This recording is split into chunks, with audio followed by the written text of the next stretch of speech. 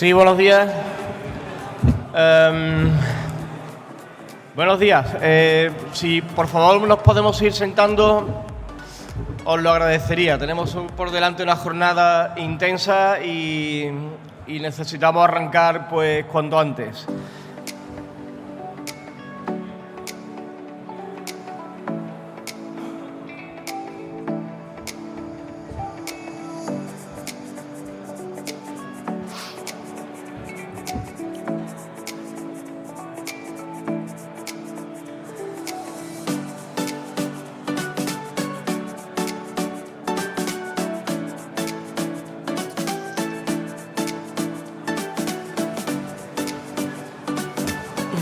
Bien, bueno, buenos días. Bienvenidos todos al segundo seminario que organizamos en Sevilla Internacional sobre el aguacate. El primero, como recordaréis muchos de vosotros, fue en 2019 y bueno, entre la pandemia y que yo soy partidario de siempre dejar pasar un poco de tiempo para recopilar nuevas experiencias y nuevos ponentes y tal, pues hemos estado 2 años sin hacerlo. Pero aquí estamos de nuevo con una nueva edición. Muchas gracias a todos por vuestra asistencia. Tenemos gente aquí hoy de Túnez, de España, de Portugal, de Marruecos, de Italia. Y bueno, pues un placer y una alegría ver tanta asistencia.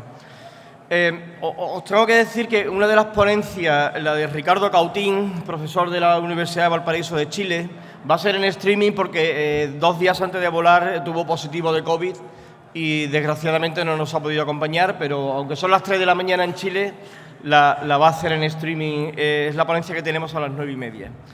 Por otra parte, os quería decir también que tenéis en la mesa este papel para hacer preguntas. Tendremos 2 rondas de preguntas, una al final de la sesión de la mañana y otra al final de la sesión de la tarde. Veréis que pone nombre, empresa, pregunta.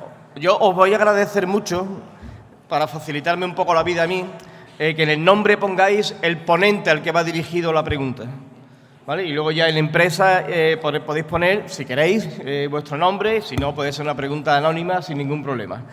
Recogeremos, antes de esa rueda de preguntas, recogeremos las tarjetas y yo iré seleccionando las preguntas y haciéndoselas a los ponentes, que subirán todo. Primero los de la mañana y después los de la tarde. Bien, ya sin más, arrancamos. Voy a pasar la palabra. La inauguración la va a hacer el presidente y CEO de AGQ, Estanislao Martínez, y yo os prometo que no soy el tipo más objetivo para presentar a Stanis, porque nos conocemos desde chiquititos y llevamos muchísimo tiempo trabajando juntos además. Pero bueno, muchos de vosotros lo conocéis. Estanislao Martínez es doctor en Química Agrícola por la Universidad Autónoma de Madrid. Fue fundador de AGQ en el año 93, empresa que ha llevado a la dimensión que tiene hoy, de estar presente en 25 países, de ser una referencia en el sector agroalimentario a nivel mundial, con casi 1.000 trabajadores, 1.000 profesionales, y además es agricultor, lo cual le viene de familia. Pues su padre era un grandísimo agricultor y esa vena la trae en el ADN. Ese agricultor es productor de cítricos y aguacates y sin más le pido que dé por inaugurada estas jornadas. Buenos días. Gracias, Pedro. Bueno, yo no he llevado a AGQ donde está. Yo tuve quizás el mérito de comenzar y después la enorme suerte de haberme rodeado pues, de un grupo de profesionales extraordinarios que no le dan miedo a los aviones ni absolutamente nada, ¿no? Son los que me llevan en volanda y bueno, muchos de todos ellos bien los conocéis. Bueno, bienvenidos, seáis bienvenidos todos. Es de verdad que un placer y un honor compartir con vosotros este día y esta jornada. Creo que vamos por la 15ª edición de seminarios internacionales, pues en Argentina, en Chile, en Perú, en Colombia, en México y aquí en España. Aquí en España es la segunda. Siempre lo hicimos sobre aguacate, aunque las anteriores tratamos mucho el cultivo de berries. Como digo, es un placer. Muchísimas gracias por venir, por vuestra confianza. Y bueno, quería asimismo pues también dar las gracias a los sponsors, patrocinadores, que es lo que hacen con su contribución y apoyo que esto sea posible. Y, por supuesto, y cómo no, a nuestro personal de AGQ, que ha estado centrado en la organización del seminario desde hace meses y especialmente en las últimas semanas y días. Bueno, como bien sabéis, AGQ Labs siempre fue, más allá de ser un laboratorio de análisis y ensayo que se limitaba a recibir muestras y enviar resultados, nuestra obsesión fue siempre ir alineado con la búsqueda de soluciones pues para, con la correcta interpretación y diagnóstico junto con vosotros, conseguir pues el mejor resultado, ¿no? Buscando, como digo, con esa vocación de un servicio global, ¿no? Por supuesto, teniendo la tecnología, la máxima, disponible al alcance y los laboratorios como base, ¿no? Pero conjugando, como siempre decimos, la química de bata analítica con la química de bota, ¿no? De campo, ¿no? En el caso concreto, además de agronomía, estamos en muchos sectores, pero en agronomía, desde los inicios, nuestra especialización se centra en la nutrición vegetal y nuestra contribución y principal objetivo tiene como fin último el desarrollo de una agricultura de calidad, eficiente, sostenible y rentable. Entiendo que es la única agricultura que podrá existir a futuro. Por otro lado, hemos tenido la suerte, que siempre llega trabajando además, de colaborar con muchas de las más importantes empresas agroalimentarias del mundo, de cuyos equipos técnicos, vosotros mismos, con los que trabajamos codo con codo y día a día aprendemos muchísimo, en un continuo feedback que a todos nos enriquece y que nos ayuda en cierta medida a vislumbrar, si cabe, un futuro más certero. Este seminario, que va por su 15ª edición, como dije, se enmarca en ese contexto. Nuestro objetivo, como AGQ Labs y como sumidero común, digamos, pues de este conocimiento, que mantenemos confidencial, por supuesto, pero sí que de alguna forma nos erigimos en querer ser catalizadores de este acto con el que queremos llegar a todos vosotros, ¿no? Actualmente asesoramos campos de aguacate en España, Portugal, Marruecos, Argentina, Chile, Colombia, Perú, México y California, entre otros países, ¿no? Todos somos conscientes del momento de auge que vive este cultivo, que a todos nos concita aquí hoy, pero también debemos ser conscientes que tenemos por delante importantes retos y desafíos en aras de una producción sostenible que optimice al máximo los recursos, que sea además inocua, segura y de la mejor calidad posible para poder ser realmente competitivos. Hoy tendremos la posibilidad de escuchar aquí a verdaderas voces de autoridad en diferentes especialidades, justo del campo a la mesa, from the fork to the farm, como se llama hoy, que nos van a hablar pues, de tendencias en los mercados, nutrición y becería, fisiología vegetal, riego, floración y cuajado, bioestimulación del suelo.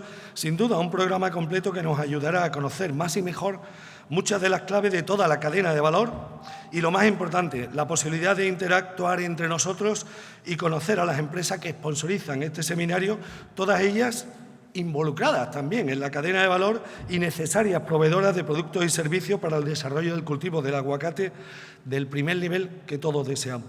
Como digo, muchísimas gracias de nuevo pues, por vuestra asistencia, espero que el día vaya fenomenal y por favor ajustemos también los horarios porque es intenso, es largo y ojalá que se nos haga corto. Estoy seguro de que va a ser de gran interés y de gran provecho.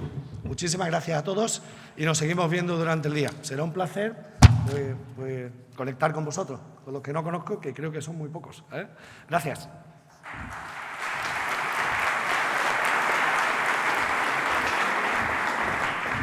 Bueno, gracias, Tanis. Arrancamos. Yo cuando empezamos a preparar el contenido del seminario, en esta ponencia para dar un overview, una perspectiva de los mercados, hacia dónde se mueven, qué está ocurriendo hoy en los mercados, pues pensamos en primer lugar en alguna cadena de supermercados, o en algún trader, algún retailer que nos diera un poco su visión de compra, de tal, de tendencia, de consumo. Pero finalmente nos decantamos porque Amalia del Río, que es la directora de la revista Mercados, que es una revista de referencia ya en el sector agroalimentario, que es coetánea, además, de AGQ, del año 94 y AGQ del 93, o sea que arrancamos juntos en esto, Amalia. Nos pareció que Amalia, que está todo el día, todo el año, desde hace muchísimos años, hablando con toda la cadena agroalimentaria y sobre todo y mucho con los supermercados, los packers, los compradores, etcétera, que podía tener una visión un poco más amplia que la de una cadena en concreto de supermercados. Con lo cual, Amalia es la fundadora y directora de la revista Mercado, que tanto en su versión papel que sigue existiendo, en versión papel, ya quedan pocas. Como la versión web, como os digo, se está convirtiendo en una revista muy de referencia. Amalia hizo el programa de alta de dirección de empresa de la cadena agroalimentaria de San Telmo y el programa de dirección de empresas agroalimentarias. Es decir, está en vena metida en nuestro sector. Amalia, cuando quieras.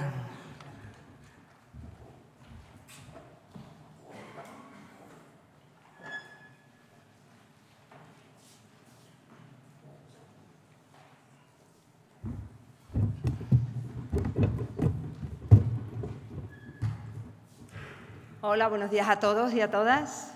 Muchas gracias por invitarme a AGECU, a este seminario de aguacate, que creo que ha llegado a un momento en que se está consolidando. Creo que es importante, con la expansión que está teniendo el aguacate en otras zonas, es importante que haya este tipo de seminarios para que todos podamos, de alguna manera, poner en común todo lo que está pasando en este sector.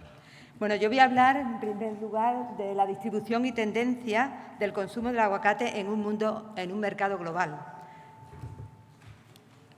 Vamos a hablar primero del mercado global de aguacate, después el aguacate español, consumo... Oh, se nos ha ido, vaya. Ahora. Consumo y tendencias y oportunidades. Vamos a ver.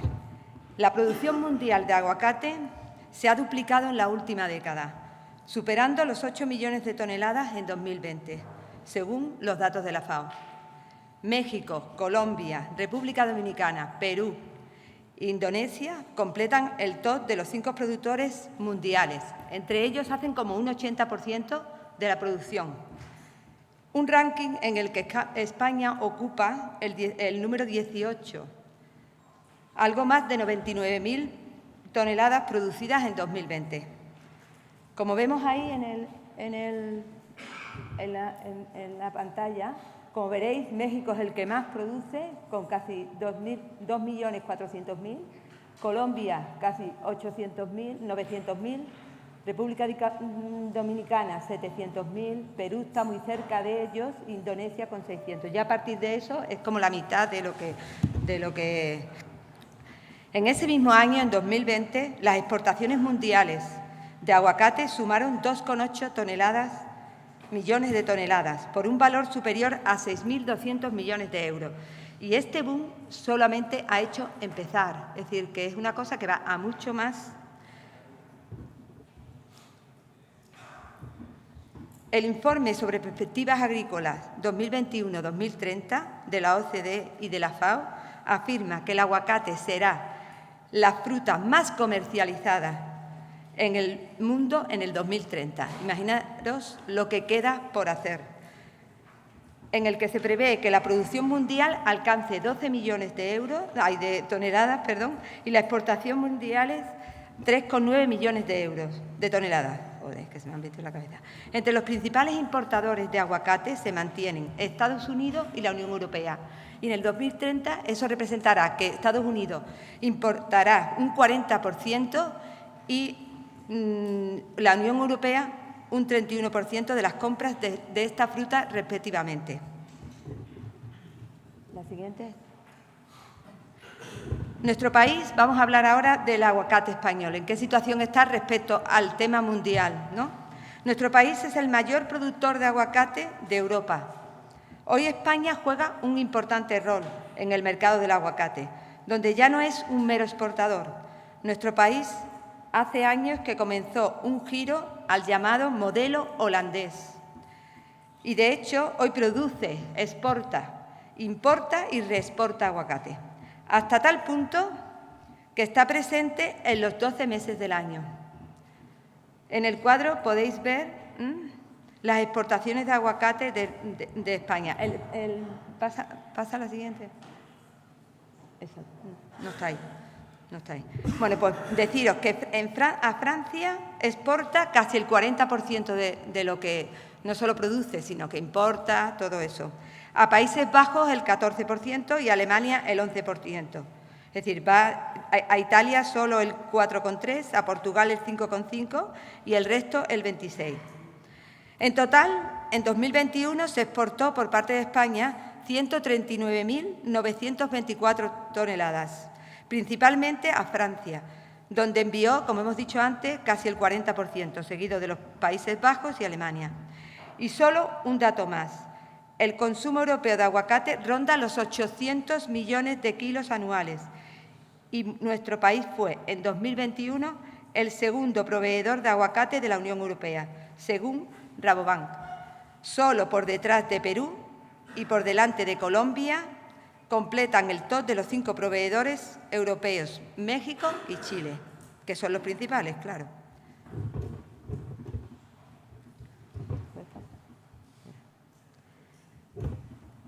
Última campaña, no. Anterior, vale, gracias. Vamos a hablar de la última. Bueno, todo esto son números, todo muy estupendo, pero la situación está cambiando de alguna forma. ¿Por qué? Porque hay mucha mayor producción, tanto internacional como nacional, y eso está creando, por ejemplo, en esta campaña, y me imagino que lo sabréis todos, una situación distinta a la que había hasta ahora. En esta campaña, que ha habido una gran producción, en el último año, la producción española ha superado los 115.000 toneladas, lo que supone un crecimiento en este año solo, en esta anterior campaña, del 16,5%. Y la superficie total supera las 18.000 hectáreas, según los últimos datos cerrados por el Ministerio de Agricultura, que prevé que esta cifra siga aumentando. Y, de hecho, la encuesta de superficie del pasado mes de marzo habla ya de más de 20.000 hectáreas, es decir, que fíjate la velocidad que está creciendo.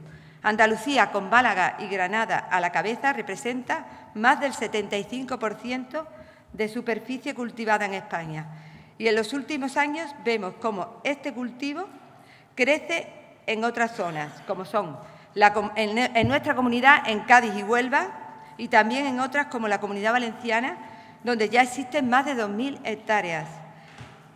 El cuadro no está ahí, pero yo lo digo, en la Comunidad Valenciana hay 2.093 hectáreas, en Andalucía 13.661 y en las Islas Canarias 2.255.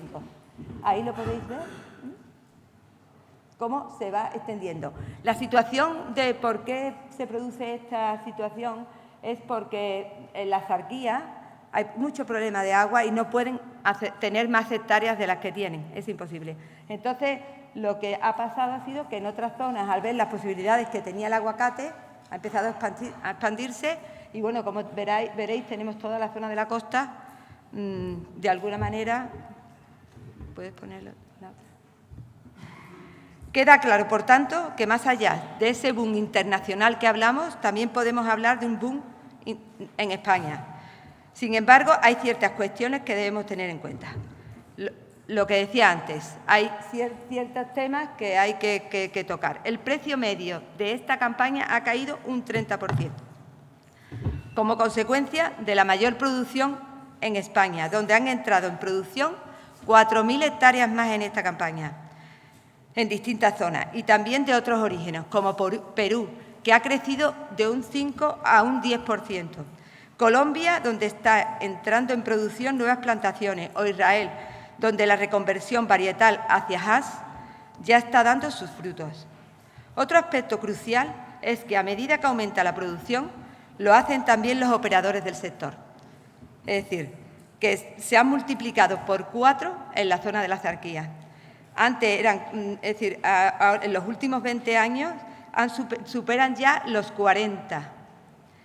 Y cuando antes grandes cadenas de supermercados solo compraban a un proveedor en España, ahora mismo, por ejemplo, Mercadona compra a 9 proveedores. Esto es que la competencia se agudiza, está claro. Las zonas como la Comunidad Valenciana, que tienen una situación distinta a las demás zonas, porque el 70% de la producción es de la variedad Langhans, ha tenido una situación mucho más difícil que las demás, porque esa variedad, los supermercados, si no ha desaparecido la Hass, no la compra, no es una variedad que se tenga. Entonces, ellos tienen doble problema.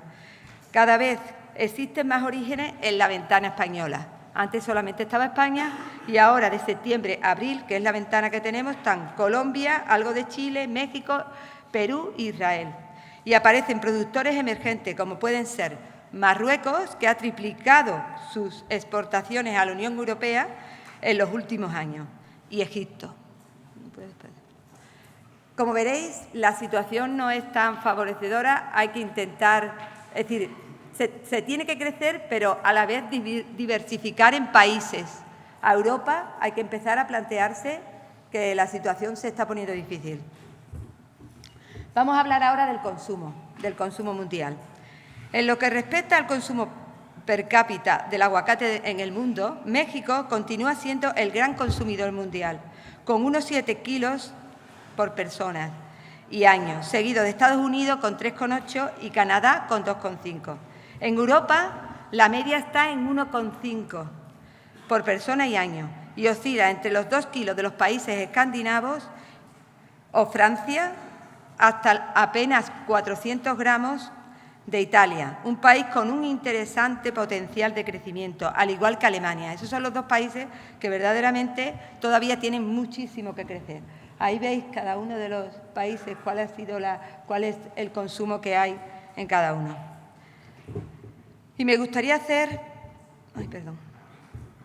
una apreciación con respecto a este último mercado, Alemania, hogar de las cadenas de descuento como Lidl y Aldi, y que a menudo lideran el camino de ofrecer al cliente promociones especiales de aguacate. Lidl es, además, uno de los minoristas más estrictos en lo que respecta a los residuos pesticidas y lo que puede representar una barrera para los exportadores de aguacates, claro. Es muy exigente y sabéis todos que los aguacates, que el cultivo del aguacate tiene sus detractores. Hay gente que dice que es tiene poca sostenibilidad, que se utiliza muchísima agua, que tiene muchos pesticidas. Entonces, es un tema que hay que abordar e intentar que esto no ocurra. Alemania tiene también los mayores ingresos por venta de productos orgánicos en Europa, lo que le convierte en un mercado emocionante para explorar aguacates orgánicos. El Reino Unido es, por su parte, otro de los mayores mercados para los aguacates, pero con altos estándares y una presión cada vez mayor sobre los precios. Para abordar estos mercados, los proveedores deben ser competitivos y estar extremadamente bien organizados. Es decir, yo creo que cuando lees todo esto y ves todo esto, cuando nosotros estamos tan cerca de Europa, España tiene que ser, de alguna manera, el que haga ese trabajo, el que haga el mejor aguacate, el más sostenible, para tener un mercado que pueda ir a un mejor precio. Eso es lo que creo que tenéis que tener en cuenta. Y por último, no podemos olvidarnos de Francia, el principal destino de las exportaciones españolas de aguacate.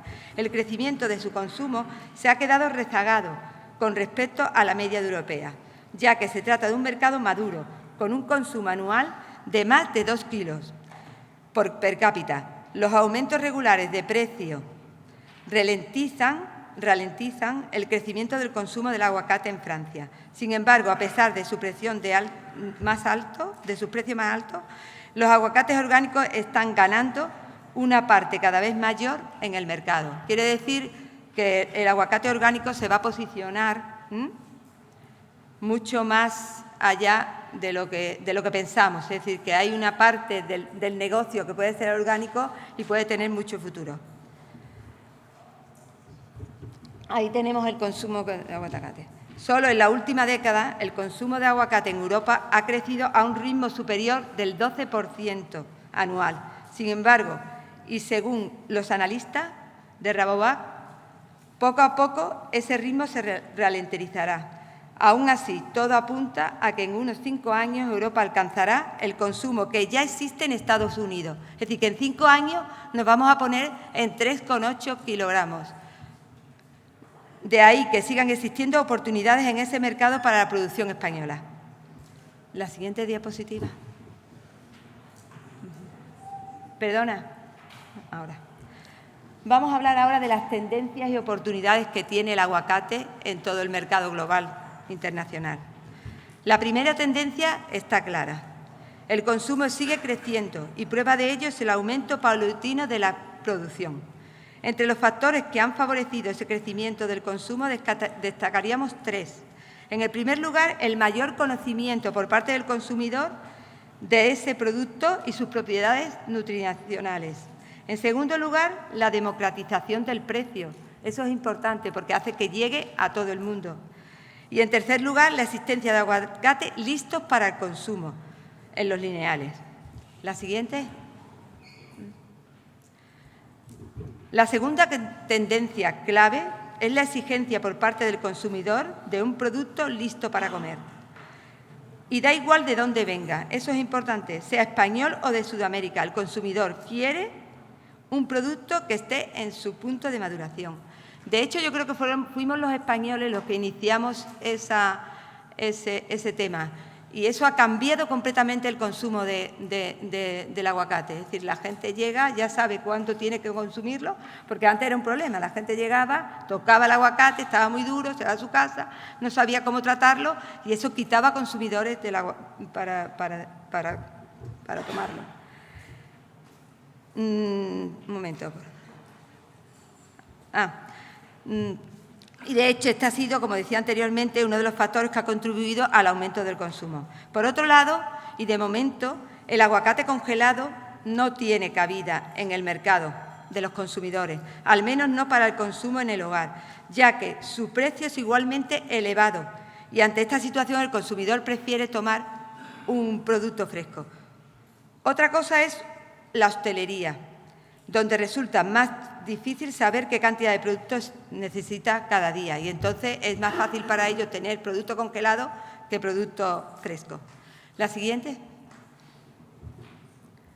Una tendencia que sigue siendo es la salud, por supuesto, después de la pandemia, después del confinamiento. La gente se ha preocupado mucho por su salud y por comer bien.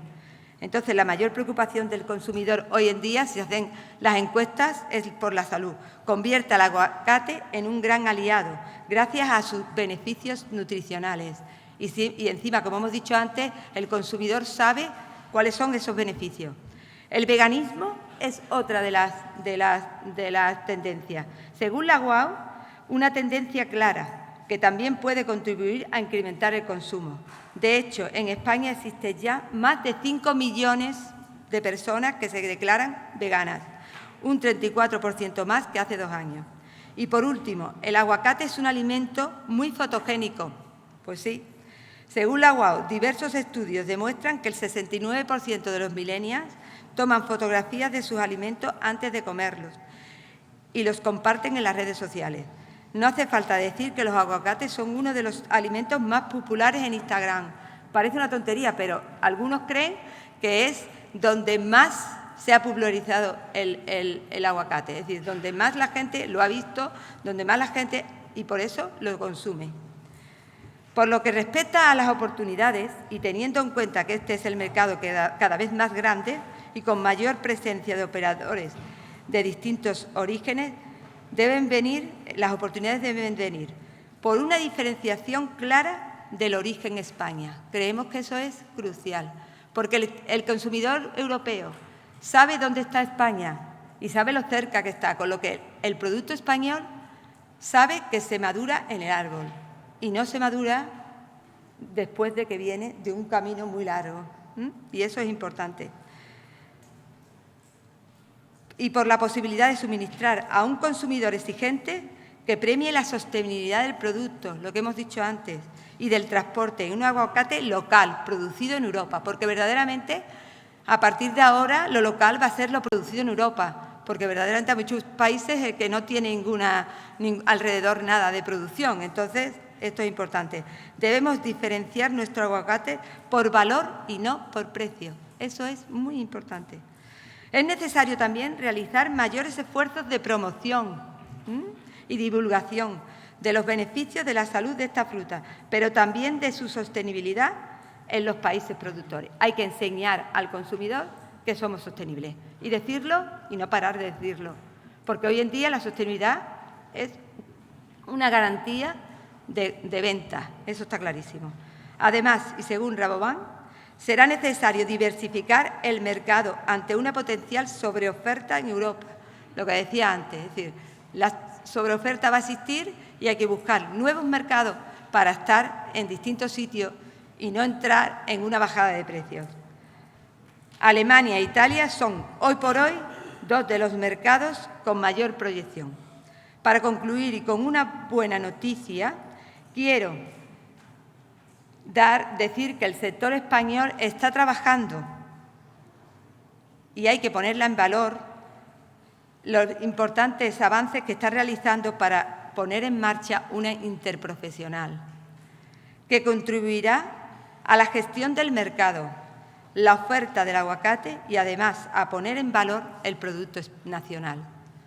Con esto termino. Creo que es importante que esto se esté haciendo, porque está claro que si no vais unidos es difícil que en el mercado luchar con todo lo que tenéis que luchar, porque hay muchas zonas, como por ejemplo Perú, que está muy pendiente de Europa, va a entrar y está teniendo muchísimo mayor producción. Está Marruecos, está Egipto, está Israel. De hecho, Israel iba a los mercados de Rusia y Ucrania. Con la situación que hay, ha dejado de ir. Está viniendo a Europa y eso está creando una situación que influye mucho en lo que ha pasado en esta campaña. Bueno, si alguien quiere hacer alguna pregunta o algo, o nada, después hacemos las preguntas, ¿vale? Y muchísimas gracias por atenderme.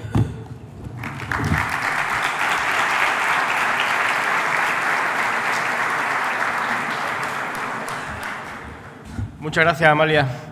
Bien, a continuación tenemos la intervención de Juan Becerra. Juan Becerra es viejo amigo, viejo porque hace mucho que los conocemos, no porque sea viejo que está hecho un chavalote. Juan es ingeniero agrónomo con estudios en las universidades de Sevilla y de Almería, y hoy viene aquí con un doble gorro. Viene como director técnico de Alcoachalquía, que es desde hace unos años, pero también viene como representante del grupo de tropicales que recientemente se ha creado dentro de Asociafruit, de la Asociación de Productores y Exportadores de Fruta de Andalucía y Extremadura.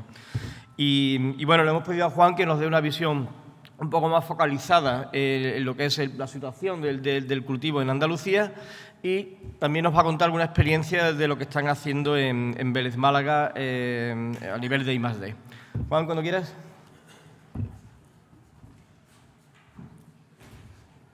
Buenos días. Tengo más pelo que tú.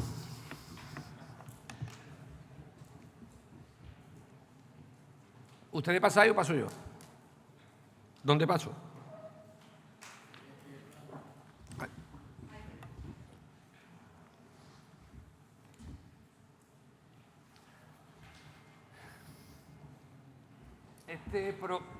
Este proverbio chino podría haber sido la inspiración de un grupo de productores que en 1977 constituyen lo que es en la actualidad Asociafruit. Se juntaron buscando lo que es una asociación. La asociación, como todos sabemos, intenta defender los valores que nos unen. Entonces, desde aquello entonces, esta asociación no ha dejado de crecer.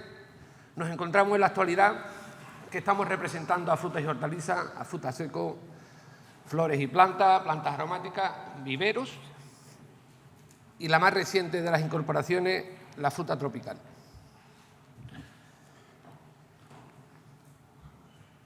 Dentro de lo que es el trabajo diario del equipo que coordina Luis Marín, nuestro gerente, está desde las propias negociaciones que tenemos con las administraciones hasta, obviamente, el poder programar esas actividades, no solamente de formación, sino también de divulgación y de visibilidad que, evidentemente, el contorno de la asociación va necesitando. Dentro de la asociación, y concretando en aguacate, ya tenemos en torno a unas 3.000 hectáreas asociadas.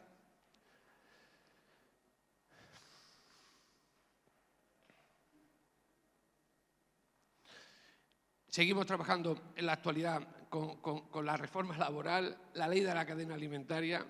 obviamente, el tema de la PAC. La contratación de seguro también está jugando un papel importante porque el aguacate, como bien estamos viendo, ya ha pasado las líneas rojas de la producción que siempre hemos tenido en la zona de la Axarquía. Entonces, ¿qué nos estamos encontrando? Que en esas nuevas plantaciones o en esas nuevas zonas de producción, las empresas de seguro no la tienen contemplada. No la tienen contemplada bien por el tema de frío, que especialmente es la línea roja, ¿no? Entonces, actualmente nos encontramos luchando con ellas, cuando además esas nuevas zonas, casi en algunas de las ocasiones, incluso corren más riesgo que el resto. Quizá uno de los logros más importantes hasta la fecha de hoy de la asociación es haber contribuido con FEPES, que obviamente es la asociación de asociaciones a nivel nacional, en la puesta en escena de lo que es Fruit Traction, porque además es el escaparate de España, no solo de lo tropical, sino de España. Entrando en materia y siguiendo un poco al hilo de lo que nos ha comentado Amalia, centramos ahora cómo está creciendo el aguacate en Andalucía. Está creciendo principalmente por lo que hemos dicho, porque las nuevas formas de producir, especialmente con los nuevos patrones que estos clonados nos están permitiendo acceder a unas zonas que bien por clima, bien por suelo o incluso por la propia climatología no han sido antes posibles de cultivo. Entonces, cada vez estamos más presentes en otras zonas, aparte de la zona tropical, que es lo que nos está permitiendo crecer. Como estamos viendo, en el periodo 2016-2020, a nivel mundial, en torno al 30% ha sido el crecimiento. España, en su conjunto, un 21%, y Andalucía un 16%. Son fuentes oficiales de la propia Junta de Andalucía y aquí siempre tenéis los matices de que no siempre está actualizado. ¿Qué representamos Andalucía respecto a nivel mundial? El 1,3% de la producción y el 1% a nivel mundial. Relativamente poco. Evidentemente la zona más productora es Andalucía, donde además el nivel de evolución que está teniendo principalmente se está debiendo al continuo entrada en producción de estas nuevas plantaciones que, como ahora veremos, pues evidentemente hay un antes y un después de lo que ha sido el aguacate en Andalucía. Málaga, evidentemente por su extensión es la que más tiene. Sin embargo, Granada es la que mejor climáticamente está dando unas calidades. Esas calidades que comentaba Amalia antes, sobre que tenemos que conseguir producir, evidentemente, fruta hasta para comer. Digamos que socialmente saber comer, o más que saber comer, saber que un aguacate se come maduro, no siempre es fácil. Yo me he encontrado alguna que otra vez el regalar aguacate a amigos que no han sabido y como que se me han mosqueado porque dicen que aquello verde no se puede comer. Entonces, para poder llegar a dar esa calidad, que además es la que nos tiene que hacer competitivos con el resto de países, la zona y la parte agronómica obviamente juegan un papel importante.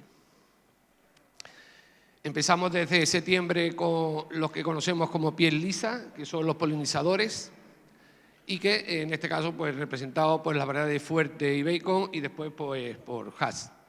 Desde diciembre hasta mayo, donde teóricamente a nivel agronómico quizá lo más recomendable es que en el mes de marzo o abril hayamos terminado, porque además es cuando empezamos los solapes con las importaciones de otros países. Lo mismo, lo que hemos comentado sobre el valor que podemos tener respecto a la producción y respecto a la valoración.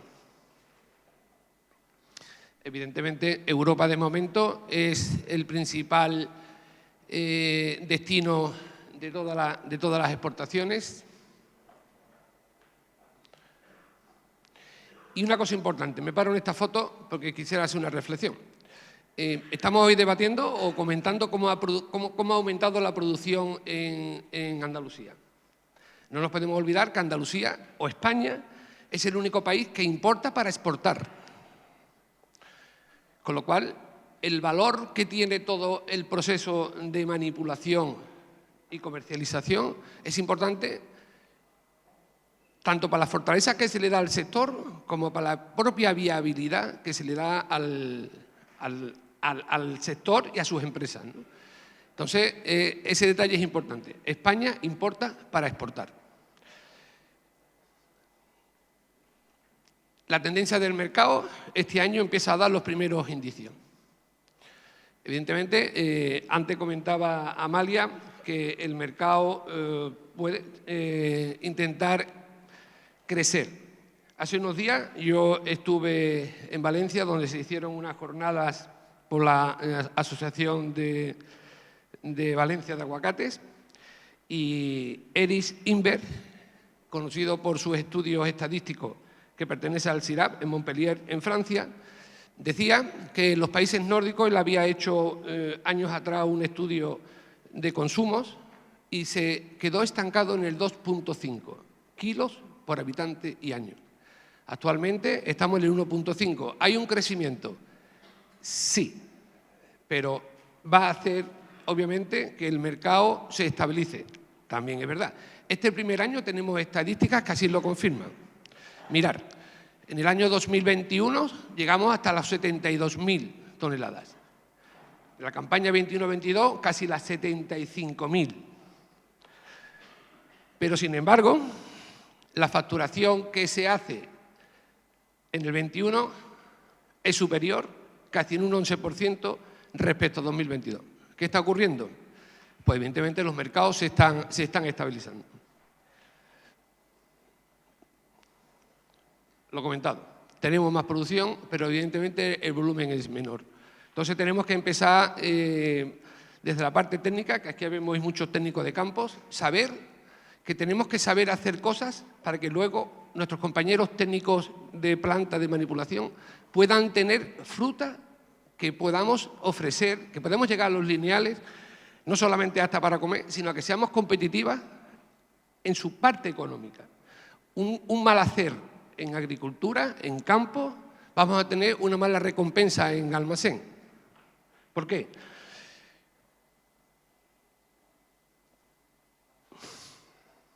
Porque si no somos capaces de darle al cliente algo más que aguacate, vamos a tener cada vez más difícil esa comercialización.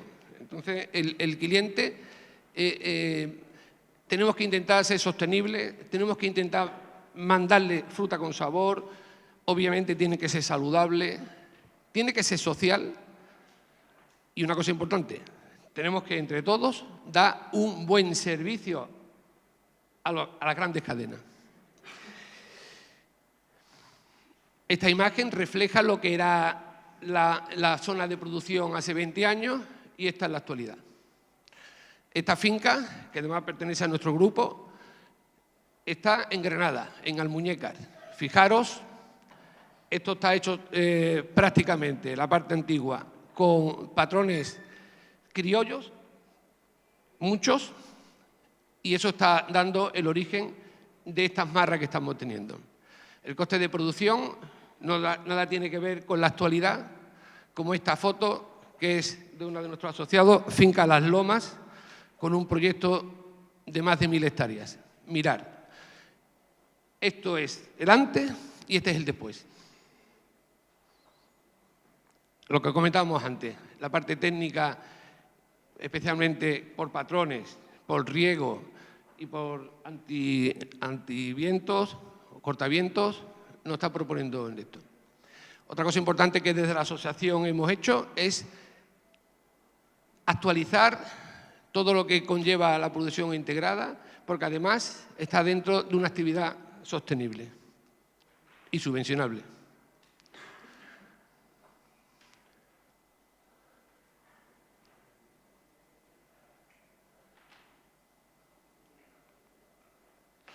Vale. En la parte más técnica, quisiera hacer por lo menos unas pinceladas sobre qué estamos haciendo en I+D+I.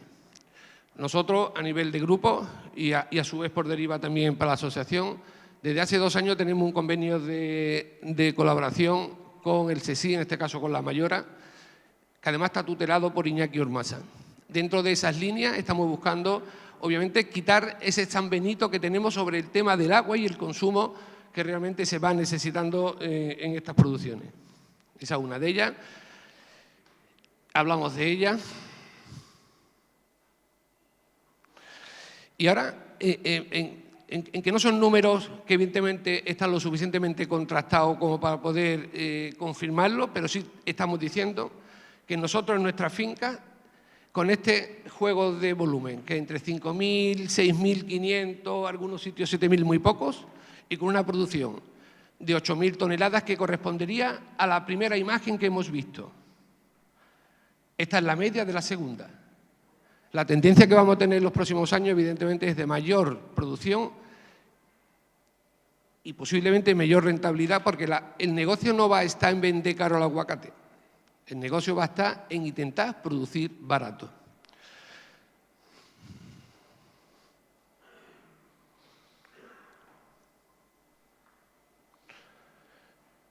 Una de las cosas también que dentro de esa línea de investigación estamos haciendo, y esto a modo de ejemplo, es intentar referenciar los valores en los análisis de savia.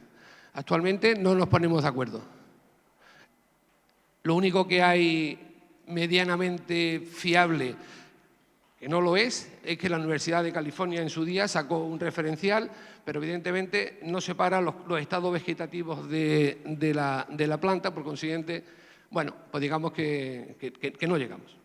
Entonces, una de las cosas que queremos es correlacionar qué significa. Por ejemplo, esta es una finca nuestra, esa primera finca que hemos visto, y podemos ver que en este análisis la parcela 6 la tengo en 340 ppm de nitrógeno y la que más la tenemos en 470. Se están regando igual, se están abonando igual, pero sin embargo la planta no está tomando lo mismo. Estas correlaciones luego se ven en planta.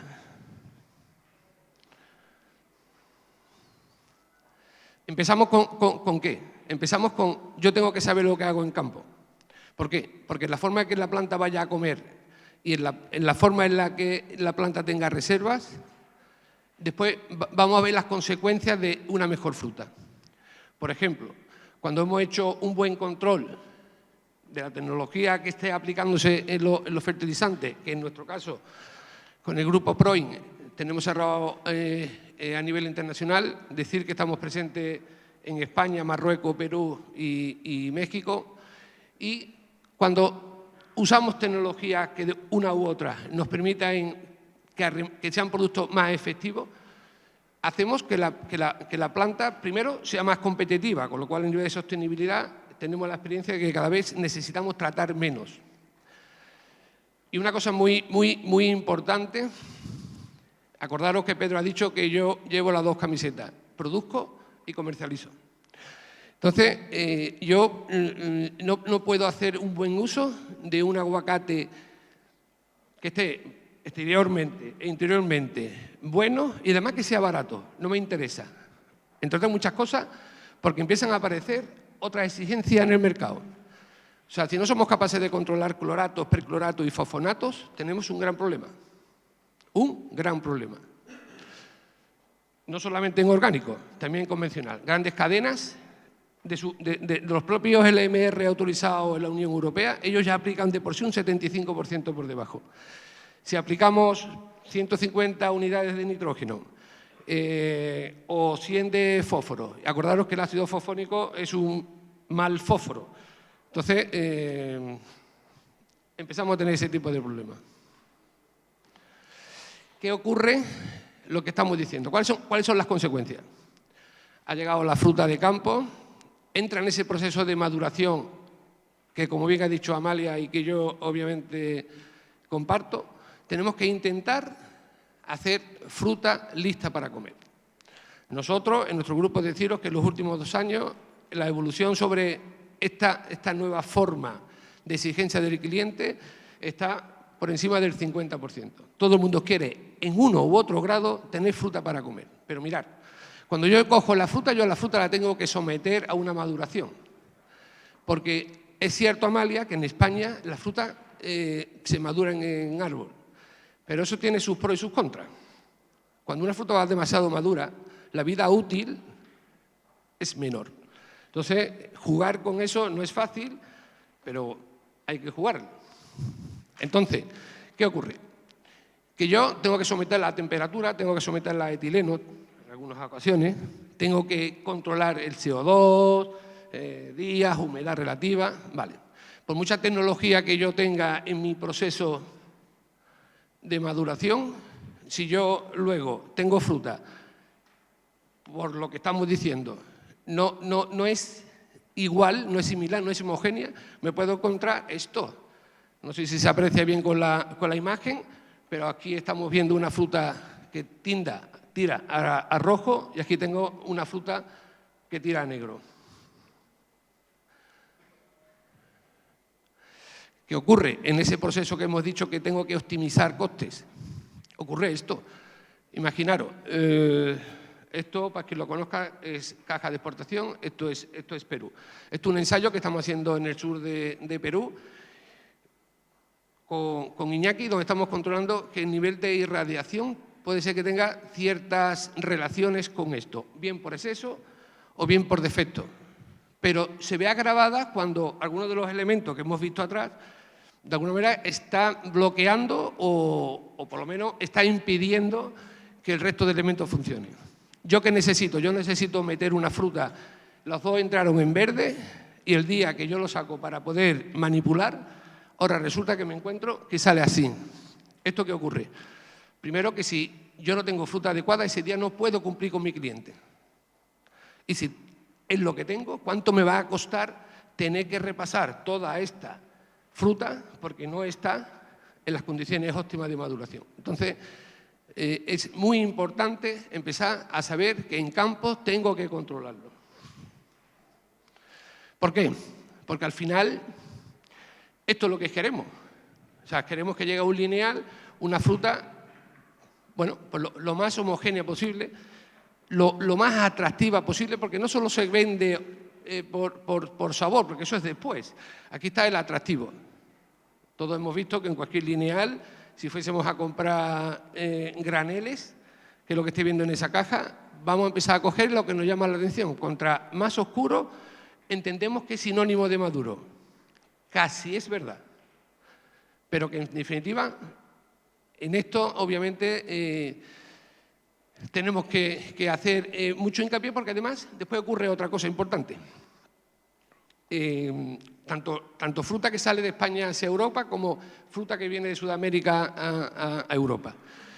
Nosotros, dentro de este ciclo que os he comentado de I+D, con la multinacional Sanifruit, dedicada exclusivamente al tema de post cosecha, estamos intentando poner a punto qué hacer para que la fruta se mantenga bien. Entonces, los primeros ensayos que se están haciendo, estamos encontrándonos que fruta que ha estado en barco 25 días, estamos ahorrando una pérdida de peso en torno al 2%, que es mucho.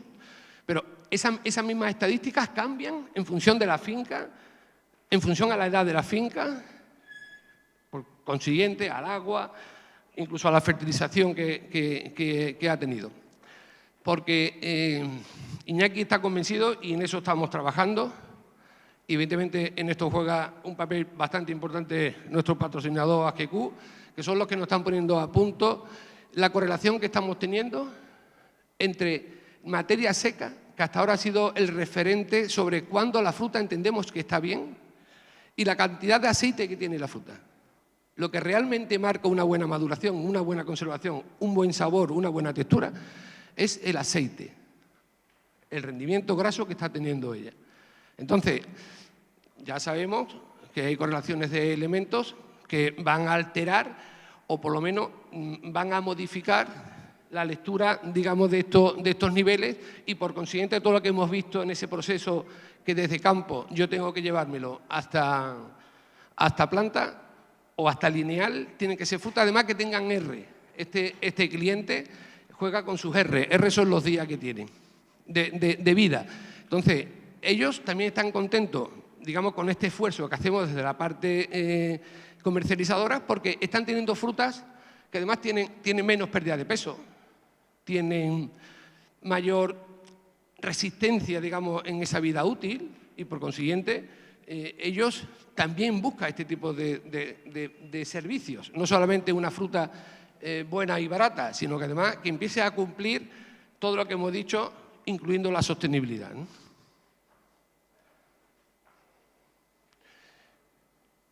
Y yo quiero terminar con este resumen que tantas veces he visto. Lo que no se mide no se conoce, lo que no se conoce no se controla y lo que no se controla no se mejora. Entonces, yo quisiera transmitiros, por lo menos a la parte productora, que desde la parte comercializadora necesitamos esto, necesitamos una profesionalización mejor. Se está aprendiendo mucho, está creciendo una barbaridad el aguacate a nivel mundial y la única forma de poder seguir competitivo, poder ir siguiendo fidelizando a los clientes que tenemos, es controlar todos esos procesos. Yo, sin más, cumplido.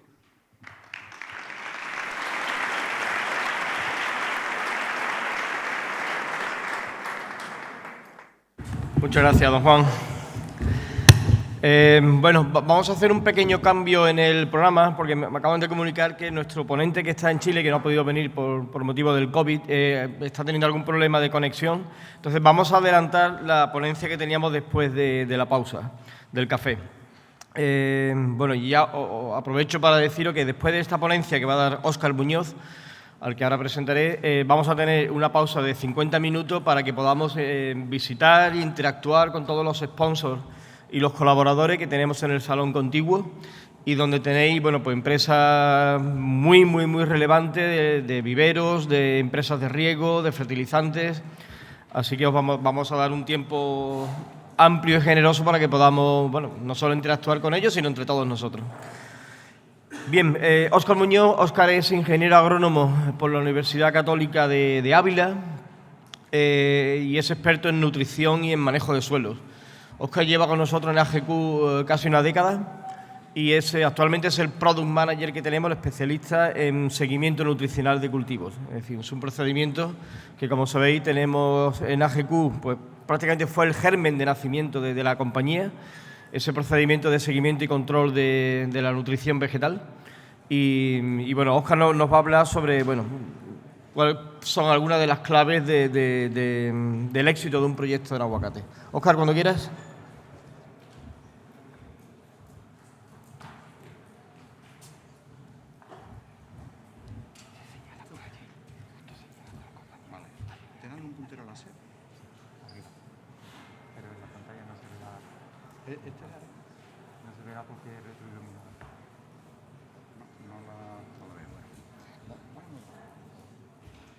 Buenos días. En primer lugar, bueno, agradeceros la asistencia a este seminario. Es grato ver tanta asistencia y tantas personas, tantos compañeros del sector interesados en lo que os queremos contar y espero que sea interesante y sea de vuestro agrado. ¿Vale? Yo de lo que, cuando me encargaron este trabajo, esta presentación, para dar algunas de las claves o las claves más importantes para que una plantación de aguacates tenga éxito, pues bueno, se me vino a la mente en ese instante todas esas fotografías que tienes en la mente, todas esas imágenes de esos casos en los que las plantaciones han tenido éxito o han llegado a ser productivas y esos otros casos en los que no. Y bueno, intentar reflexionar o haceros reflexionar, que es lo interesante, de por qué podemos llegar a que una plantación sea productiva o por qué no podemos llegar a esto. Realmente, y en muchas ocasiones, hay una línea muy delgada, hay muy poco más que hacer para que una plantación sea productiva, pero nos quedamos justo antes de ese umbral en el que no estamos en una productividad adecuada o no tenemos una homogeneidad de plantación adecuada, que es sinónimo. Bueno, las claves de las que os voy a hablar son no por orden de importancia, quizás sí, por lo menos para mí sí: preparación del suelo, riego, nutrición, calidad de la planta que vamos a usar en nuestro proyecto y, bueno, y por último enumeraré otros factores de los que vamos a seguir hablando a lo largo de todas las presentaciones que vais a ir viendo, ¿vale? Bueno, la primera clave de éxito es una adecuada preparación de suelo, ¿vale? En todos los hitos que vamos a ir definiendo, voy a poner una imagen de lo que podemos ver en la planta y otra imagen de lo que no podemos ver, que es lo que está por debajo del suelo, ¿vale? Las raíces. Aquí tienen, bueno, en estas dos imágenes, una plantación, pues, que vegeta perfectamente, una planta perfectamente vestida, con todas sus yemas que darán lugar a flores en la primavera siguiente y flores que podrán dar lugar a frutas, y frutas, Dios quiere, de calidad si lo hacemos bien, realmente. Cuando hacemos una calicata, ¿vale?, un agujero en el suelo en este tipo de plantaciones, o en esta plantación concretamente, ¿vale?, son todas fotos que casan unas con otras, podemos ver el sistema radicular que estaba soportando toda esta parte aérea que estábamos viendo.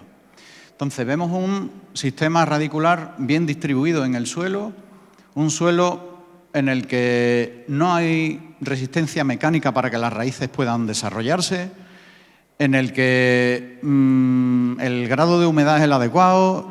Tenemos también, ya sabéis que es una planta que necesita mucha cantidad de aire, de oxígeno, para que sus raíces tengan sanidad y puedan sobrevivir. Un suelo que está bien oreado, que tiene una macroporosidad adecuada para el cultivo, que no tiene ningún tipo de encharcamiento, un drenaje interno rápido, adecuado. Entonces, bueno, esto es una de las primeras claves del cultivo: asociar qué tenemos debajo del suelo, qué tenemos en la parte aérea. Este sistema radicular soporta esta planta que veis en la imagen de la derecha.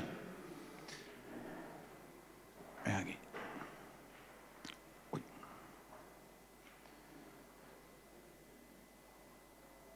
Perdón, esta es la primera, esta es la segunda, vale. Sin embargo, pues aquí vemos una finca que nos encontramos en...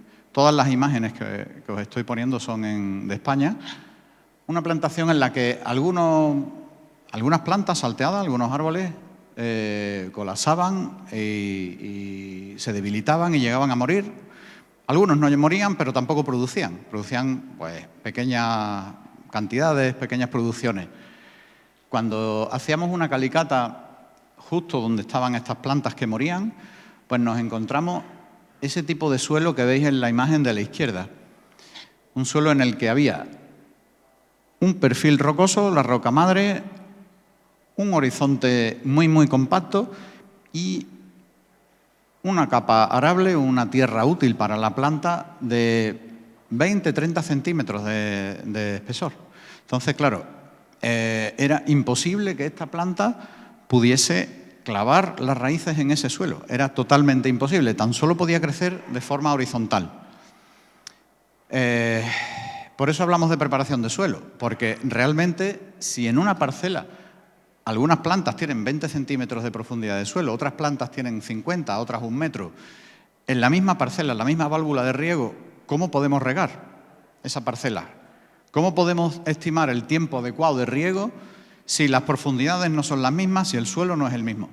Sería bastante complejo. Seguramente, si regamos para este tipo de suelo, sobraría agua, o sea, faltaría agua en los suelos más profundos, llegaríamos a muy poca profundidad con el agua de riego, o si regásemos para satisfacer a las partes de mi finca que tienen el suelo más profundo, pues probablemente aquí sobraría el agua por todos sitios. Se haría un charco encima de de esa piedra, de esa roca madre que vemos. No tendrían las raíces la suficiente concentración de oxígeno, el aire suficiente como para poder sobrevivir y las plantas morirían. Aquí vemos otra situación de una finca productiva arrojando unas producciones bastante buenas y hacíamos calicatas para testear la humedad. Es algo que usamos para ver la humedad en el suelo, la distribución de raíces, la calidad, la sanidad que hay en la raíz. Y veíamos esa imagen de la izquierda. Sistema radicular también, pues perfectamente estructurado, que ha explorado todo el suelo, buena sanidad de raíces, un sistema radicular activo que será capaz de absorber toda el agua y los nutrientes que necesita la planta. Vale, bueno, no sé. Vale, esta es la siguiente. Ok, vaya. Ahora sí. Bueno, en otra ocasión, en una finca, pues, se veían plantas con este aspecto, ¿vale? Plantas desfoliadas, plantas que cuando llegaba la época de la floración se desfoliaban completamente, hacían una floración muy exagerada, muy descompensada la floración con las hojas que tenía la planta.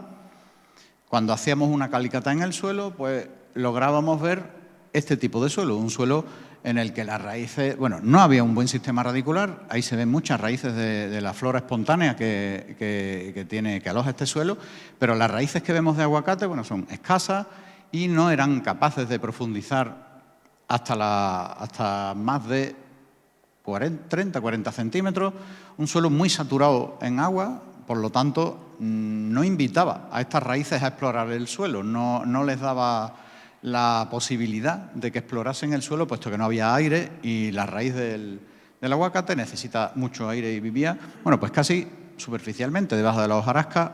Todos nos alegramos cuando vemos esas raíces debajo de la hojarasca, pero no son suficientes, son necesarias, son muy importantes, pero no son suficientes como para poder alojar un cultivo que dé altas producciones, ¿vale?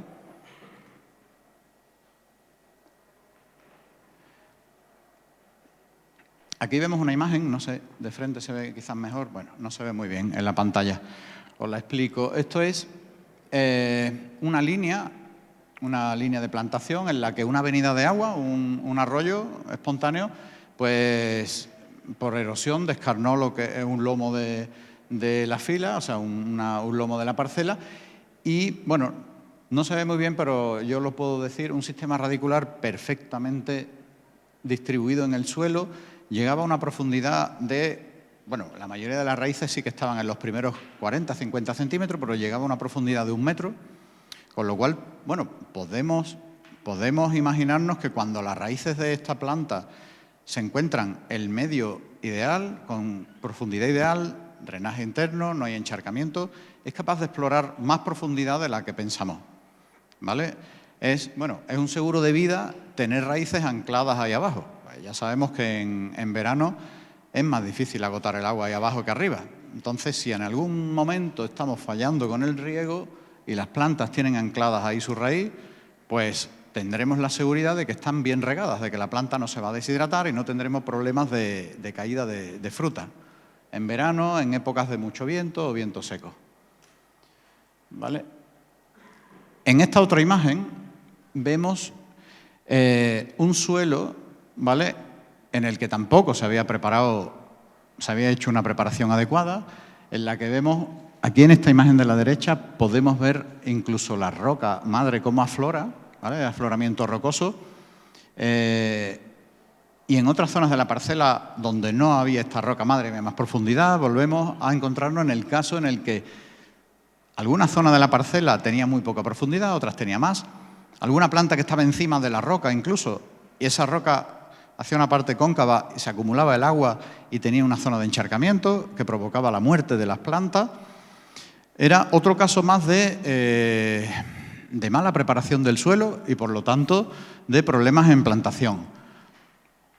Debemos evitar esto en nuestra finca, preparar bien el suelo antes de plantar, asegurarnos que está bien preparado para luego poder tener la tranquilidad de poder regar de la misma forma en la misma válvula de riego y que todas las plantas sean homogéneas y, bueno, necesiten la misma cantidad de agua para poder regar de una forma satisfactoria para la mayor parte de las plantas de nuestra plantación.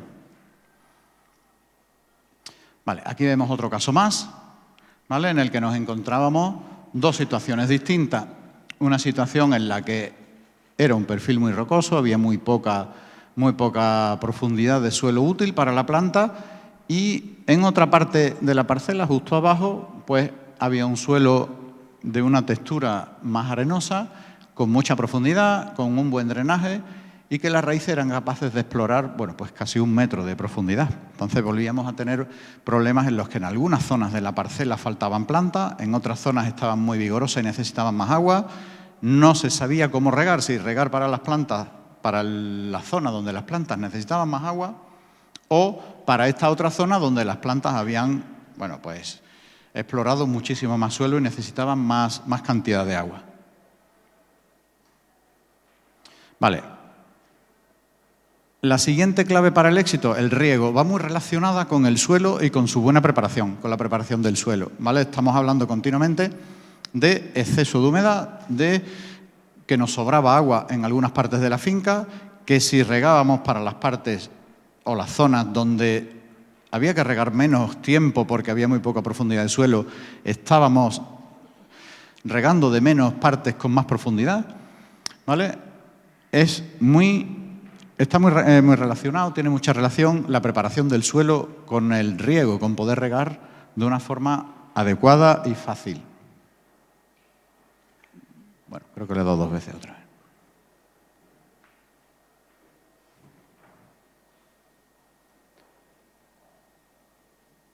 Vale. Bueno, aquí veíamos una situación en la que había un suelo bien preparado, tenía suficiente profundidad, tenía un buen drenaje interno, el agua que sobraba del riego o riegos de lavados que hiciéramos eran capaces de salir de la zona de influencia de las raíces y veíamos, bueno, pues esas plantas con esa producción que podéis ver alojadas en este suelo en el que estaba bien hidratado, o sea, no sobraba el agua, no faltaba el aire, no faltaba el oxígeno, ¿vale? Muy importante, interesante, ¿vale? En las charlas venideras hablaremos de estas cuestiones. Yo tan solo quiero exponeros lo que hemos visto y que podáis reflexionar sobre cuáles son las causas y cómo se pueden solucionar.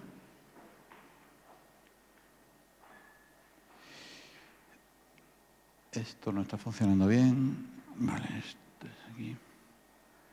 Bien. Otra zona de una finca en la que veíamos altas producciones, buscábamos el porqué. ¿Por qué podemos encontrar en unas zonas de la finca árboles que produzcan tanto y en otras zonas árboles que produzcan tan poco? ¿Cuál es la razón? Buscamos la razón en el suelo. Es un lugar donde encontramos muchas de las preguntas, encontramos respuestas a muchas de las preguntas que podemos hacernos, y ahí veíamos el porqué, ¿no? Era un suelo que no tenía gran profundidad, era un suelo con una profundidad de unos 80 o 90 centímetros, pero sí es cierto que se habían dispuesto suficientes líneas de riego, o sea, se había mojado toda la superficie del caballón, ¿vale? Y las raíces se habían distribuido horizontalmente de esta forma. Entonces, bueno, lo que no habíamos sido capaces de hacer en profundidad, habíamos sido capaces de hacer en anchura. Realmente, con la finca que contamos, con la parcela que contamos, el suelo que tenemos que aprovecharlo al máximo y en las mejores condiciones. Si no tenemos una gran profundidad, podremos hacer algo más de anchura. La profundidad siempre es importante por asegurarnos el drenaje del suelo y que no hayan encharcamientos. Aquí vemos otra situación, otro tipo de suelo. Esto es un suelo arcilloso, bueno, franco arcilloso, ¿vale? En el que había una buena estructura, tenía el suelo muy buena estructura, estaba bien preparado y con el riego habíamos sido capaz, o los propietarios de la explotación habían sido capaces de hacer que las raíces llegaran hasta esta profundidad. No se ve muy bien, pero en el metro hay 90 centímetros. El número de abajo son 90. Fijaros qué cantidad de raíces llegaban a esa profundidad, ¿vale? O sea, habían regado profundo, tenía las mismas condiciones, la misma condición hídrica de humedad arriba, abajo, las mismas condiciones salinas, la misma concentración de nutrientes, y la planta era capaz de ir a buscar ahí abajo, tanto el agua como los nutrientes, y eso nos daba lugar a toda esa vegetación que vemos en la imagen de la izquierda y que, bueno, si lo hacemos bien y el clima nos acompaña, podríamos dar lugar a unas muy buenas producciones. Veíamos otra situación en otra finca en la que nos encontrábamos plantas medio defoliadas, con exceso de floración, plantas con un aspecto decaído, un aspecto no era saludable, no era un aspecto vigoroso. Buscamos por qué ocurría esto y veíamos, bueno, que estaba la respuesta a esa pregunta, ¿por qué ocurría esto?, estaba en el suelo, en la humedad del suelo. Vemos esa imagen de ese suelo de la izquierda, un suelo franco, arenoso, ¿vale? Aunque en la imagen no se vea bien, un suelo que, bueno, acumulando tanta agua que habíamos hecho que ese suelo estuviese en unas condiciones reductoras y tuviésemos, bueno, incluso esas reducciones, esas manchas negras que se ven en el suelo, reducciones de azufre que olían mal, ¿vale? Olían bastante mal. Claro, en esas condiciones creo que ninguna planta podría vivir, pero el aguacate muchísimo menos. Aquí os he puesto un ensayo, ¿vale?, hecho por el INIA para que podáis ver y para podernos apoyar la importancia de regar bien, de proporcionar el agua que la planta necesita, pero también el aire que la planta necesita todos los días, ¿vale? Entonces, en este ensayo se puso dos macetas. En una de ellas había un 29% de aire en el suelo, ¿vale? Y en otra había tan solo un 7% de aire en el suelo. Entonces, ahí podéis ver la diferencia entre una planta de aguacate que crece con una buena cantidad de aire en el suelo y otra planta que vive muy cerca de saturación siempre. Entonces, creo que no hay mucho que hablar, ahí lo veis perfectamente. Deberíamos cuestionarnos, ¿será necesario regar todos los días? ¿Será necesario esta semana programar todos los días de riego, 7 días de riego? ¿Tendremos suficiente aireación? ¿Tendremos suficiente oxígeno entre riego y riego? ¿La planta, la raíz, habrá podido respirar? ¿Vale? Eso no, es muy importante, nos lo tenemos que preguntar. Creo que la mayor clave de éxito de una plantación, ¿vale?, en la que más problemas y disgustos nos pueden causar. Más imágenes que nos proporciona este ensayo eran, bueno, pues zonas estos son imágenes de Chile, de huertos de palto, en los que faltaba el aire en el suelo, ¿vale?, en los que estaba mucho tiempo cerca de saturación el suelo, plantas como veíamos el decaimiento, defoliaciones, lógicamente zonas menos productivas de la finca. Y en las imágenes de abajo vemos otras zonas en las que pues sí que había más aire en el suelo, sí que por su drenaje interno el suelo era capaz de evacuar todo el agua que le sobraba, los poros, toda la macroporosidad se llenaba de aire rápidamente, las raíces eran capaces de respirar, podían respirar, tenían esa opción, y teníamos esa imagen que vemos en la parte inferior de la pantalla, ¿vale? No sé, creo que de atrás no se ve muy bien. Esto es un gráfico que podemos encontrar también en este ensayo. Este gráfico es bastante ilustrativo. La línea con puntos verdes atiende a un riego por pulsos, pero con un bajo contenido en humedad, ¿vale? Poca agua, riego con poca dotación de agua. La línea de puntos amarillos corresponde a un riego por pulso, igual que el anterior, pero con alto contenido en humedad, con más volumen de agua. Y la línea con puntos rojos atiende a un riego de baja frecuencia, ¿vale? Ahí en la línea inferior podéis ver los días que transcurrían entre riego y riego, 5, 10, 15, 20 días, ¿vale? Desde atrás creo que no se ve muy bien la línea de abajo. Ahí podéis ver el contenido en aire de ese suelo y el contenido en humedad. Tenéis a la izquierda contenido en humedad, a la derecha tenéis contenido en aire del suelo. Podéis ver que en un riego por pulsos, pero con bajo contenido en humedad, no logramos mantener un contenido adecuado en humedad en el suelo, sí un buen contenido en aire, ¿vale? Pero la planta no tiene toda el agua que necesita para hidratarse, bueno, y para absorber todos los nutrientes que debemos aportarle en el suelo. En esta línea de puntos amarillos vemos que siempre está a un grado muy alto de humedad, pero con un contenido muy bajo en aire, con lo cual las raíces no eran capaces de respirar. En ningún día de su vida, ninguna hora de su vida, las raíces tenían la opción, la posibilidad de poder respirar, para poder desarrollar su metabolismo. Y en el riego de baja frecuencia, bueno, habían momentos del mes o del día o de la semana, ¿vale? Depende en qué época del año estemos, en las que la humedad era la adecuada, ¿vale? Estábamos por encima de la capacidad de campo, la humedad era la adecuada y el aire, el contenido en aire del suelo era muy bajo.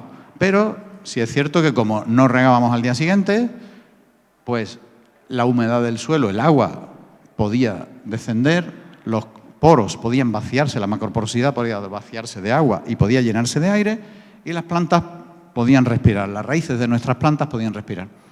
Estos son gráficos del ensayo que os he enseñado anteriormente, son gráficos extraídos de las dos macetas que hemos visto de aguacate, una que se desarrollaba con total normalidad y la otra que se decaía y sufría defoliación. Aquí vemos otro caso en los que nos encontrábamos plantas en la finca con este aspecto.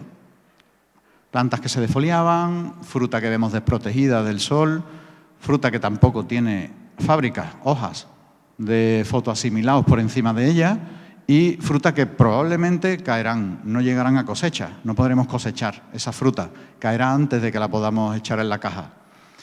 Hacíamos calicatas en este suelo, en estas plantas que estaban con este aspecto y veíamos ese suelo, un suelo que tenía buen drenaje, era un suelo profundo, era un suelo que tenía una textura y una estructura adecuada para el cultivo, pero que estábamos regándolo demasiado. No permitíamos que nunca hubiese oxígeno en el suelo, no se oxigenaba y teníamos esas condiciones reductoras, esas reducciones que vemos, esas colecciones ahí negras de azufre que hemos reducido y que, bueno, nos estaba mostrando qué es lo que ocurría en este suelo. Además, no podéis ver raíces. Esto es una calicata hecho entre un árbol y otro. No podemos ver ningún tipo de raíz. Claro, las raíces no son capaces de vivir en ese ambiente. Esta planta solo tenía las raíces superficiales que estaban debajo de la hojarasca, en el suelo no había nada. No era suficiente como para poder soportar el porte de árbol que queríamos ni la cosecha que esperábamos de él. Entonces, un pequeño resumen. Exceso de humedad en el suelo. ¿Cuáles son las causas? Bueno, eventos de lluvia relacionados o sumados a una falta de drenaje de nuestro suelo, un riego demasiado frecuente, un drenaje interno en nuestro suelo muy lento, un suelo que se ha compactado y que no permite la circulación del agua, el drenaje, o un suelo poco profundo. Estas son las principales causas.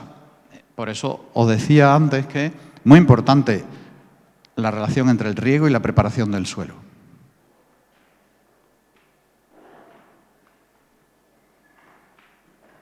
Ahora sí. Bueno, estas ya son las últimas láminas de este caso de éxito, ¿no? Esta característica para tener éxito. Vemos un suelo bien regado, con suficiente cantidad de agua y de aire en el suelo. Vemos a la izquierda una imagen con un suelo saturado, muy cerca de la saturación continuamente. Un sistema radicular, otro sistema radicular. Podéis comparar. Ya os digo, lo que me gustaría es invitaros a reflexionar, a pensar si en nuestra finca, en nuestra parcela, en nuestra explotación, estamos regando bien, tenemos suficiente agua en el suelo, tenemos suficiente aire en el suelo. Es lo que me gustaría, que es un tema que me gustaría abrir y que trataremos en las próximas presentaciones.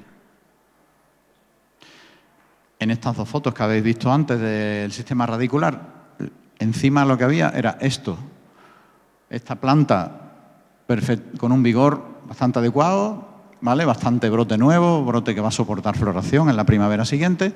Y la imagen de la izquierda era del suelo que veíamos con poca raíz. Eso era lo que podíamos ver, ¿vale? Plantas casi defoliadas, plantas que habían sufrido una floración excesiva y por agotamiento, ¿vale? Por déficit de nitrógeno quizá, habían defoliado bastante y se veía ese aspecto que vemos ahí. En estas plantas que veíamos con este aspecto, con este decaimiento, defoliaciones, estas frutas que habíamos dicho que, bueno, probablemente caerían y no llegarían a cosecha, cuando cortábamos la madera veíamos que los hongos se habían apoderado de ellas, ¿vale? Posiblemente este hongo estuviese latente en la madera y cuando sufría unas condiciones de estrés o de decaimiento, el hongo se aprovechaba, es un oportunista y, bueno, hacía estos colapsos vasculares que daban lugar a que el flujo de savia no fuera el correcto y por eso no teníamos, pues, el aspecto de planta que queremos, que deseamos para tener una finca productiva. En ese suelo, con falta de oxígeno, condiciones reductoras, veíamos estas concreciones, estas colecciones de azufre, veíamos este aspecto en las plantas defoliadas, ¿vale?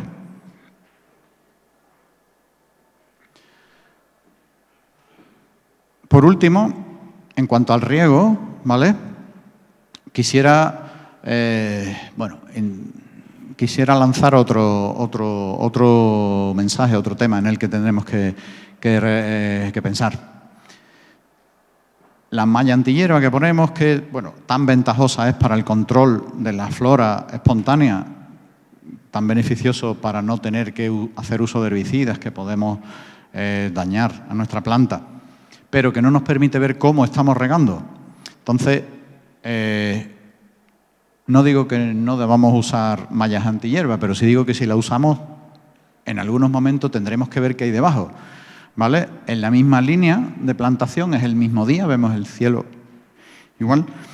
Ahí vemos una zona en la que, bueno, no sabemos lo que hay debajo porque no está descubierta la malla antihierba, pero aparentemente estaría bien regado, pero es que algo más abajo veíamos zonas en las que el agua salía por encima de la malla antihierba. Cuando pisabas, hacían charcos en la malla antihierba. Quiere decir que estaba completamente encharcado por encima, pero no nos estábamos dando cuenta, porque había una tela que no nos permitía ver lo que estaba ocurriendo ahí abajo. Entonces, mucho cuidado, ¿vale? Este es otro tema que debemos pensar. Siguiente clave de éxito, nutrición, ¿vale? Muy importante para nosotros y para vosotros también. Lo primero que debemos tener para que nuestro plan de fertilización tenga éxito, para que nuestras plantas estén bien nutridas, son, bueno, pues ¿por dónde entran los nutrientes? Por las raíces. Lo primero que tendremos que tener son raíces, ¿vale? Tener un buen sistema radicular, un sistema con raíces activas, con raíces jóvenes, con raíces con una buena sanidad, pues darán lugar a plantas bien nutridas. Si nosotros hacemos un buen plan de fertilización, entiendo que eso sí lo hacemos, lo que no sabemos si tenemos son las suficientes raíces para que lo puedan tomar y puedan aprovechar todo el coste que estamos haciendo en fertilizantes, la planta lo puede aprovechar o su mayoría. Aquí tenemos un caso en el que os muestro un perfil de riego. Quizás desde el fondo no lo veis demasiado bien. Podemos ver un sistema, ¿vale?, en el que las raíces eran capaces de absorber todo el nutriente que poníamos, ¿vale? Vemos una condición de pH adecuado, una conductividad eléctrica también adecuada en las soluciones de suelo.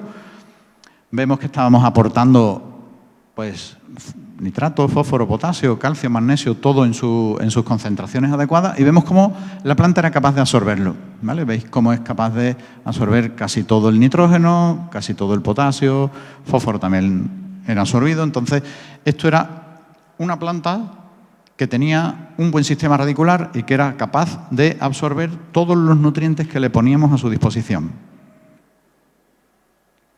En este otro caso, nos encontrábamos plantas con este aspecto, con hojas con bordes quemados, analizábamos esas hojas y nos daban contenido en cloro alto, pero realmente no sabíamos por qué teníamos esos contenidos en cloro. Parcelas donde la fruta no tenía la calidad adecuada, ¿vale? Parece que habían ahí síntomas de carencia de calcio. Hacíamos análisis de calcio en sus fracciones en la fruta y daban lugar a valores muy bajos.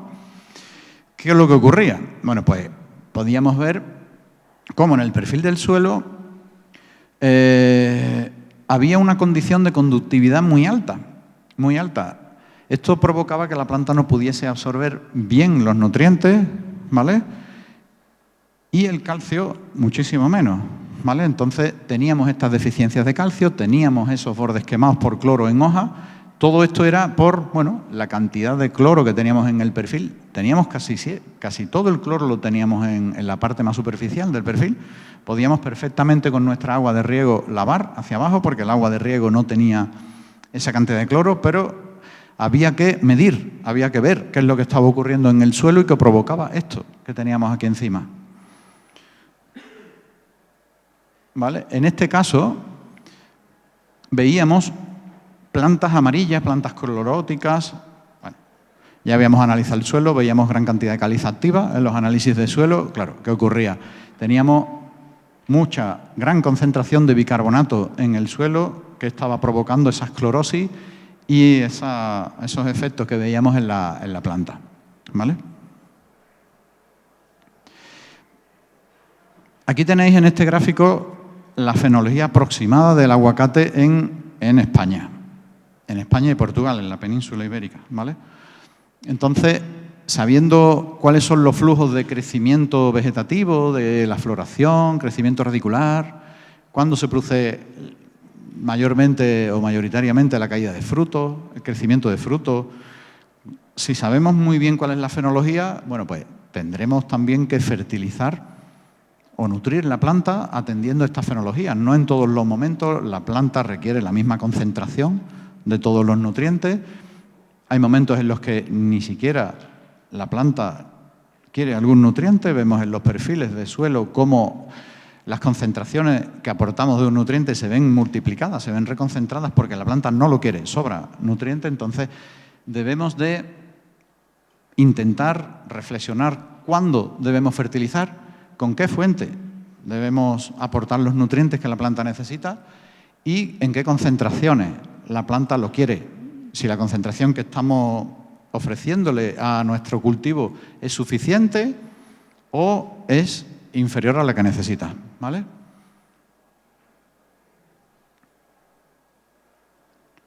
Sí. Otra clave de éxito para que nuestra plantación sea homogénea es la calidad de planta que estamos usando. ¿Vale? En casos en los que veíamos plantas defoliadas, plantas que, bueno, que colapsaban, algunas morían, otras permanecían así por mucho tiempo. Y veíamos, cuando cortábamos la madera, veíamos, bueno, pues la presencia de hongos de madera. Eso no nos permitía tener una plantación con homogeneidad. Había plantas que morían, teníamos que reponer, ya plantas que iban en otra fase. Había que regarlas de otra forma, había que manejarlas de otra forma, ¿vale? Raíces con este enrollamiento que podéis ver, raíces que, bueno, plantas ahora podéis ver en las siguientes imágenes que os propongo, plantas que no eran capaces de salir del cepellón con las que llegaron a nuestra plantación, no eran capaces de explorar el suelo y por lo tanto vivían pues, en el cepellón, en la maceta en la que traían, con lo cual no podían absorber el nutriente que le estábamos aportando, el agua, y no eran capaces de prosperar. ¿Vale? Veíamos este enrollamiento, después nos daba lugar a la primavera siguiente a floraciones muy excesivas, plantas que habían sufrido bastante estrés en el verano. Aquí vemos estas plantas, ¿vale? Las sacábamos, hacíamos calicatas en el suelo antes de sacarlas, veíamos que las raíces seguían en la maceta, en el sustrato, ¿vale? En el cepellón que traía con la que nos llegó a nuestra explotación. Ahí lo podéis ver, otras plantas que tan solo hacían raíces muy superficiales, no eran capaces de anclarse al suelo, un suelo con buena textura, buena estructura, capaz de soportar buenas plantas en otros caballones en otras zonas de nuestra parcela y en algunas plantas que tenían este aspecto. No sabíamos por qué y al sacarla nos encontrábamos con estos errores, ¿no? Estos problemas, ¿vale? Plantas que al poco tiempo de estar en nuestra explotación tenían estos problemas con hongos. También nos ocasionaban mortalidad de plantas, ya teníamos que volver a reponer plantación, las reposiciones ya son más complicadas, ¿vale? Más presión de hongo en el suelo, más problemas. Está claro que, bueno, que hay que elegir buena calidad de planta para tener una buena homogeneidad en nuestra plantación.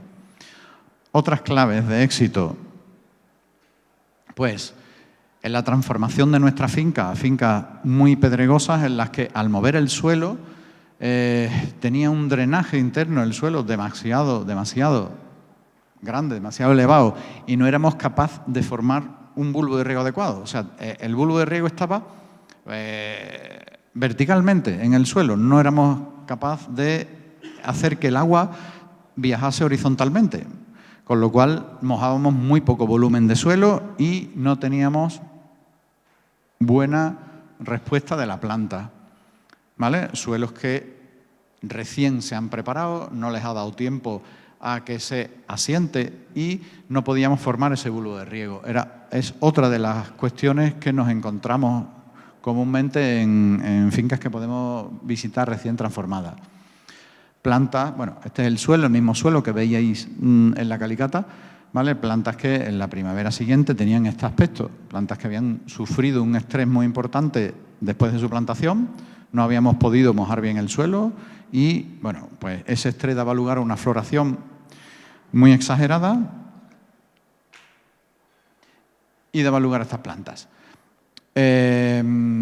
Mala elección del momento de plantación. Cuando hemos transformado nuestra finca y hemos llegado tarde en la transformación, tenemos momentos en los que las temperaturas y la humedad relativa del aire es demasiado escasa y vemos plantas que sufrían, bueno, pues como en esta parcela que veíamos como el aire azotaba las plantas y estaban secándolas completamente, ¿vale? Debemos pensar que las plantas que hemos puesto en nuestro suelo están viviendo únicamente en el cepellón que traían, ¿vale? Con las que llegaron y que agotan muy rápidamente el agua, muy rápidamente, y si no las reponemos, pues se deshidratan y dan lugar a estas imágenes que vemos, ¿vale? Tenemos que tener mucho cuidado de mojar bien ese cepellón en el momento de la plantación. En este instante en el que las raíces ya exploran el suelo, ya están extrayendo agua y nutrientes que estamos aportando. Entonces, ¿qué debe pasar? Debe pasar que cuando las plantas estén sometidas a temperaturas altas como las de hoy, a humedades relativas bajas, ya hayan explorado el suelo y sean capaces de absorber agua del suelo, ¿vale? Esta es la condición en la que ya las plantas son capaces de sobrevivir bien en nuestra finca, las raíces han anclado en el suelo y absorben perfectamente el agua que le estamos poniendo a su disposición.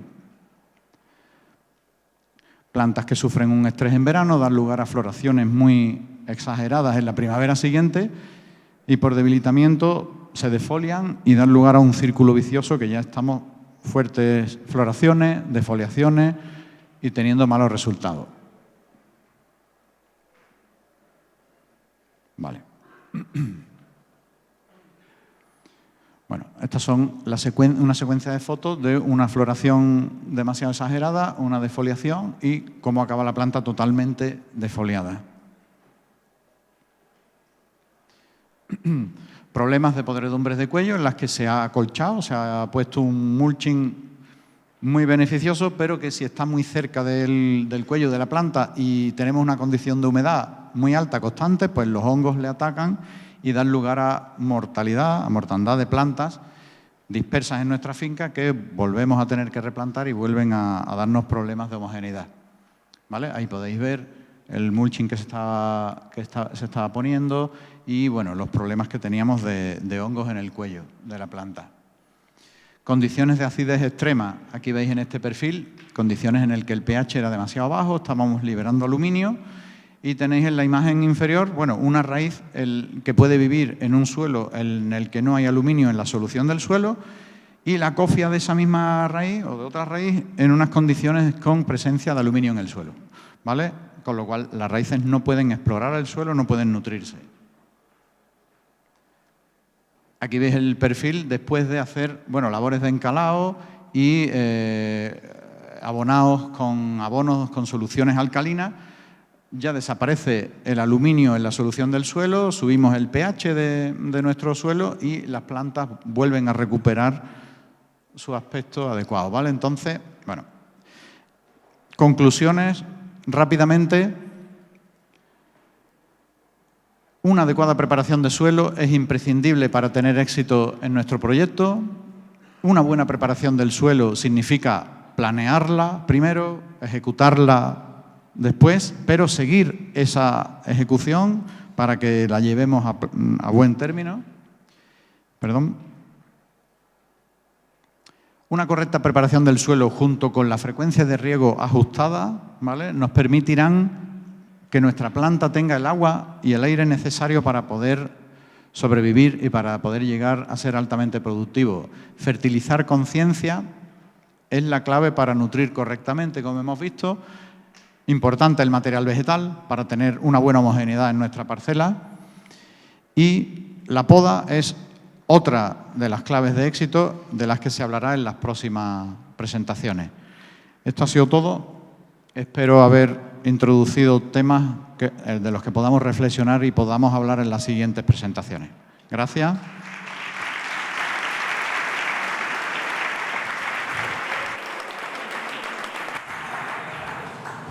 Bueno, pues nada, nos tomamos un cafelito y descansamos un poquito.